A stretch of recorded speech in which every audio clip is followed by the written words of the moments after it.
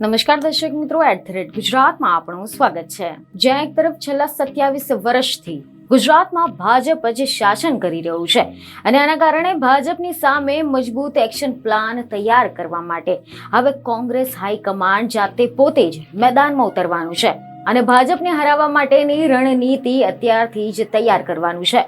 અને આ બધા જ કારણોસર હવે ભાજપનું ગુજરાત માટેનું ટેન્શન વધી શકે છે, કારણ કે આ વખતે રાહુલ ગાંધીના નિશાને મોદી અને શાહ કે ભાજપનું હાઈકમાન્ડ નથી, પરંતુ આ વખતે રાહુલ ગાંધી ભાજપના નેતાઓને ટાર્ગેટ કરવાના મૂડમાં છે। ગુજરાતમાં આગામી વર્ષ 2027માં વિધાનસભાની ચૂંટણી યોજાવાની છે, જેના માટે અત્યારથી જ તૈયારીઓ કોંગ્રેસ દ્વારા શરૂ કરી દેવામાં આવી છે, જે અંતર્ગત ગુજરાતમાં આશરે 64 વર્ષ બાદ કોંગ્રેસનું રાષ્ટ્રીય અધિવેશન આગામી તારીખ 8 અને 9 એપ્રિલના રોજ અમદાવાદમાં યોજાવાનું છે।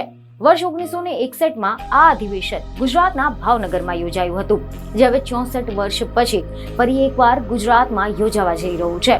ત્યારે આ અધિવેશન ગુજરાતમાં જ કરવા પાછળ કોંગ્રેસની એક મોટી રણનીતિ છે અને હવે આગામી ચૂંટણીની કમાન રાહુલ ગાંધીની ટીમ સંભાળશે અને આ ટીમ ગુજરાતમાં ભ્રષ્ટાચાર, ફરિયાદીઓને અન્યાય તેમજ સરકારી યોજનામાં અનિયમિતતા, કેન્દ્ર સરકારની ગુજરાત મોડલમાં ભૂમિકા, શિક્ષણ, રોજગારી, સામાજિક અન્યાય સહિતના અનેક પ્રશ્નો ઉઠાવશે। સમાચાર એવા મળી રહ્યા છે કે 8મી એપ્રિલના રોજ સવારે 11 વાગે શાહીબાગ સ્થિત સરદાર સ્મારક ખાતે કોંગ્રેસ વર્કિંગ કમિટીની બેઠક મળશે।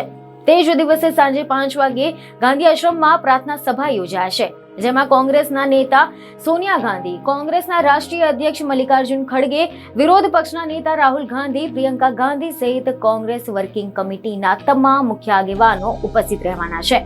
જ્યારે 9મી એપ્રિલના રોજ AICC પ્રતિનિધિઓની બેઠક યોજાવાની છે। બીજી નઈ ખબરો સાથે ફરી મળીશું। ધન્યવાદ।